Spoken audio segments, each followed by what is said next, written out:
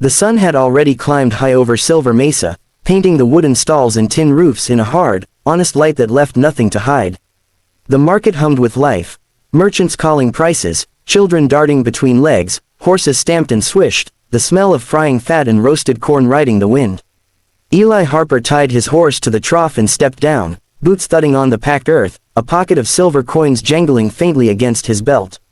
He had come for meat, a simple thing, necessary to fill the larder and keep his house quiet at night for once. He tightened his coat against the breeze and walked between stalls, counting the coins in his head and thinking of bread and of his sister's cough back home. He had never been a man for crowds, the market crowded him, but need had decided his route today. The butcher had a side of beef hanging on a chain, fat gleaming like pale moonlight, his apprentice hacking at marrow bones as if the world had no mercy left. Eli stepped closer, fingers already reaching for his purse, when the sound of a trader's shout drew him away. Not another price, not a bargain, but a bark that cut the morning like a knife, half price. Last chance, take her or I'll send her to the fort. At first Eli thought the man was selling livestock, greed sent men to sell cows, mules, broken wagons. But the words drew his head and then his eyes, and he saw the shape beside the cart, a woman, hands tied, eyes proud even though the dust clung to her like a poor cloak. Her hair was long and dark, tied back in a simple braid that had been disturbed by travel. Her dress was plain and patched, but she carried herself with a dignity no price could buy. Around her men clustered, spitting jokes and worsted remarks, and a few faces in the crowd leaned in, curious about the spectacle. The trader, big, greasy, the kind of man who smelled of coin and old lies, shouted again, and the crowd laughed, a low cruel music that made Eli's shoulders tighten. The woman watched them all with the steadiness of someone who had seen worse and decided not to bend. Eli felt something inside him move, a small, sharp thing like an old regret. He walked toward them. Untie her, he said when he reached the trader, voice low but steady. The man smirked. You buying, cowboy, she's cheap, make me a better offer. Eli's hand went to his pocket and pulled out the coins he'd counted for meat, every small piece. He set them on the dirt at the trader's boot. Not buying, he said. Paying for what's right. For the briefest moment the market held its breath. Greed is a quick teacher. The trader bent, scooped the coins, and spat the idea of pity like he spat tobacco. He cut the ropes from the woman's wrists with a knife already warm with use. She did not move at first, simply rubbed her skin where the rope had bitten it and blinked like a person waking from a kind of sleep. Eli stepped to her side and offered his hand. Her fingers closed on his with the slight pressure of someone who has been taught to hold herself steady. The touch said nothing, but it said enough. He bowed his head. You free now, he told her simply. She gave a small, suspicious tilt of her head and then words came, few and halting, English folded around Apache sounds like cloth over a wound. Name, Ayanna, she whispered. Widowed. The word dropped between them heavy with stories. Eli told her his name in return and motioned for a wagon he'd seen near a cobbler's stall. He didn't intend to bring her to his ranch, not at first, he intended to buy meat and cross the trail back home. But the woman's dark eyes held a quiet the world had not taught him to ignore, and when she looked at the trading post, at the men who had called her a thing to be bartered, whatever small. Hard part remained in him cracked open. He asked a few questions, where she came from, what had happened, and the answers curled like dry leaves. Raiders, losing a husband to fever, being taken in by a man who had cruel plans, forced into selling because debts bite harder than knives. The sky above them was bright in an ordinary blue, and within that clear day Eli felt the ordinary thing of being small confronted by the need to act. He helped Ayanna onto the wagon, set his hat over a hand to keep the sun out of his eyes, and led his horse. When he should have been counting the pieces of meat he'd buy, he found instead that his sack held a small cloth bundle of bread and the map of a new path he didn't yet understand. The ride back to his ranch was long and quiet save for the thump of hooves. Ayanna sat wrapped in an old shawl, hands folded, watching the world go by like someone reading a new book page by page. Eli watched her, too, thinking of his own house, how quiet it had been since his brother left, since the cough took his neighbor's girl. He thought of his small pantry and decided in a quiet way that a mouth that had not been given a choice deserved shelter more than his own need for meat. When they arrived, his homestead looked small and honest in the late light.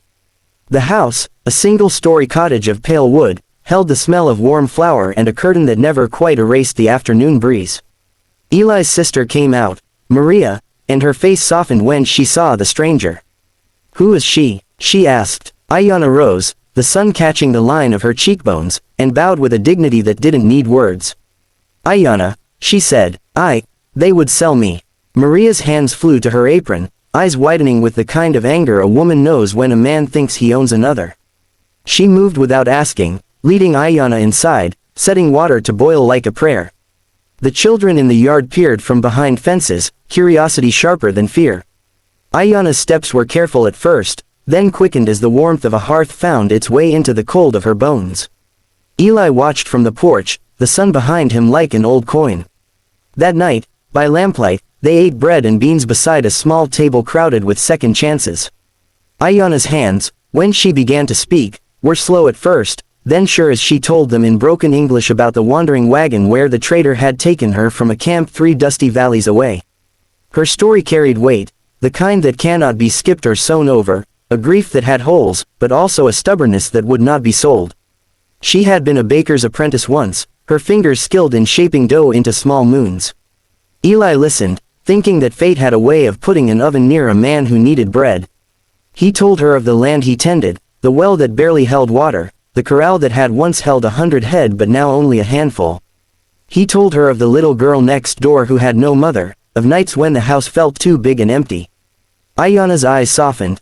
This was not mercy given but a trade of souls, heaving him a small, complex gift of trust without asking for anything in return.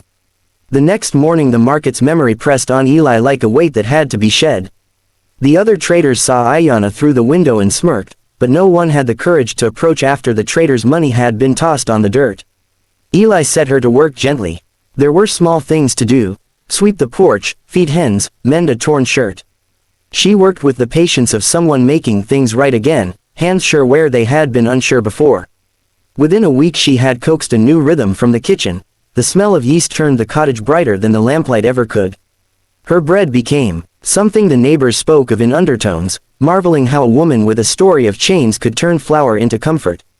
As Ayanna settled, the ranch took breath. The hens laid with less worry, the cow calmed, even the small dog at the gate began to wag a tail more often. But life on the plains is never simple for long. Word travels like dry fire. A trader who loses profit speaks louder than a person who finds a new home. Men with sharper tongues and less patience began to mutter at the market. "Harper takes in a wetback," one drawled, another said, "he buys trouble with his spare coins." Their words tried to corner the season, make it smaller, but the warmth of the hearth did what words could not. One afternoon a rider arrived, dust clouding his heels, hat low. He carried a letter from a man in a town 2 ridges over, an old creditor, a man with a ledger scarred with numbers and a face that never forgot a debt. He'd heard rumors that a woman had been bought in the market and spread the tale that Eli had sheltered stolen property. Trouble, it seemed, could smell safety like smoke. When Eli read the letter he felt the old pull in the chest: make peace, pay what you owe, keep your place. But the ledger did not know Ayanna's hunger, nor the set of her jaw when she rose from the table to feed a child. The creditor came to the gate with 2 hired men like gray wolves, polite at first, then not.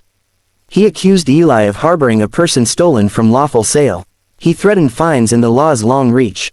Eli stood his ground. He had no silver to bribe them with and no paper to prove his righteousness. He had only the bread on his table and the faces of people who now called his house safe. Ayanna, when the men spoke in clipped, dangerous English, stepped forward. Her voice, clear, low, reached across the yard like a bell. She spoke of her husband who had died of fever, of the men who had taken advantage of a widow, of how she had been brought to the wagon and prodded like livestock. Her words did not ask for pity. They asked only to be heard. The hired men shifted beneath the truth of her sentences. The creditor fumed and muttered of laws that favored coin over human dignity. Eli finally put down his hands and spoke with the quiet that had made him a man people listened to. If the law wants proof that you own another person, show it. If you own a marriage, show it. Until then, I'll keep my door open and my hearth hot. If you take her away past my gate, you do it through me. For a long breath they measured him, 2 hired men, a ledger, and a village of wary eyes against one man who had chosen to cross money with justice. The creditor, smelling the wind was not in his favor, drew back. He left, not with honor but with the knowledge that sometimes a ledger is less than a life. That night the neighbors' talk softened into a cautious respect. People came with potatoes, a jar of jam, a bit of sugar, small offerings to the woman who had been freed and to the man who had freed her. Ayanna worked fiercely, but she also watched the land like a woman who had learned to map the rhythms of another world. She taught Eli's sister how to fold dough for biscuits that rose like small suns. She patched shirts with stitches that would not split. She hummed songs from her childhood that hung in the kitchen like a second kind of spice. Her presence altered even the children. Where Ben had been shy, he now bounded into the yard to see if there would be bread today, and when Ayanna would pull out a small strip of dough and fold it into a star for him, some of the old dark around his life eased. Months warmed into a season of harvest and small celebrations. The ranch repaired from roof to fence, not because Eli had more money but because a woman's hands had taught them economy and patience. Ayanna never spoke of marriage at first. The memory of being sold had carved a caution into her bones that would not be easy to mend. She moved like a person who trusted slowly, and when she laughed it was like spring arriving late, an event everyone savored. Eli found himself staying later in the kitchen than before. He found excuses to repair a gate or cut a longer stack of wood because it gave him the chance to stand where the light fell over her hair. Sometimes he would catch himself watching the way she tilted her head when she measured salt for bread, thinking how the world had been unfair and how he had not planned to answer unfairness with anything but simple bread. One evening, after a long, hard day, when the sun rode its final notes across the plains, a wagon rolled onto the lane bearing a traveler covered in dust and worry. He carried news. The trader who had tried to sell Ayanna had been arrested in the next county for trafficking and cruelty. The law had finally caught up with a man who thought himself untouchable. The village gathered, some judged, some relieved, and that night the tavern's laughter grew honest and loud for the first time in months. With that, the old scare of being hunted drifted a little farther from the ranch. Ayanna's shoulders dropped in a way they hadn't before. She slept deeper, her face untroubled by dreams of ropes. In the winter that followed they had a small bounty. The cow calved, giving them a new calf to warm a cold morning. The corn came up thicker than the year before. Eli taught Ayanna to ride. She laughed at her first clumsy attempts and then, like everything else she touched, became almost graceful. One day, while they mended fences beneath an autumn sky the color of old paper, Ayanna paused and said, simply, "I do not forget." Eli nodded. "None of us does." She looked at him, eyes searching the kind of man whose past had been rough but whose present was a steady place. "You gave me place," she said. "You did not buy me. You gave." He could have answered with a boast or a jest, but he found that words were small and inadequate beside the quiet fact of how lives can shift. He reached for her hand and did not take it like a claim but like a promise. Seasons turned, and the story of the market stayed with them. The day Eli Harper had gone for meat and come back bearing a life no number could measure. People still spoke of chance and choices. Some said that a man who tosses coins on the dirt will always find the wind changes his pocket. Ayanna grew into the land like a new plant, roots finding water in the most unlikely seams. She taught children to shape pastry, to listen to the weather, to mend a frayed rope in the way that gave it a second life. She kept the house warm and fed neighbors when they were sick. Eli, who had once lived only for chores and ledgers and the dull ache of silent rooms, learned how to hear laughter as a thing to chase rather than fear. In a year that tasted of everything a world could ask for, hard work, small triumphs, and the mercies of everyday bread, Ayanna stood at the door and watched the market beyond the lane, the place where men's greed once bleached hope. She thought of the trader's cart and of how she had been near to being counted and sold. She thought of the man who had offered silver and warmth instead of another sale. She thought of the lamplight and the way the house no longer felt hollow. The day came when a neighbor asked Ayanna if she'd ever go back to her people, if she would remain on Eli's land for good. She smiled, slow and sure. "My feet remember a road," she said, "but my hands remember bread." Then she turned, walked into the kitchen, and took up a bowl to knead. The neighbor left with a quiet in her step. Love, when it arrives, is not always a trumpet or a marriage. Sometimes it is a stubborn patch on a roof, a loaf of bread shared between a table of hands, a child who finally learns to laugh without an edge. Eli and Ayanna did not marry like two shining heroes in the novels folks sometimes read by lamplight. They married with the small, steady promises of shared chores and watchful nights. People came, neighbors in coats, the children who had grown up beside their hearth, because the law of community is not only in contracts but in who stands when the wind comes. The trader's jail sentence came as a footnote in the local paper. The market moved on with its shouts and bargains. But on Eli's porch, in a house warmed by music and bread and the slow rhythm of hands that know one another, a family settled into a peace that had cost a handful of coins and gained a life. And somewhere, out beyond the field where the wheat bent its head in honor to a small, brave woman, the sun still rose in the same steady way, only now it rose on a home where the word, free, had been earned and given back with dignity.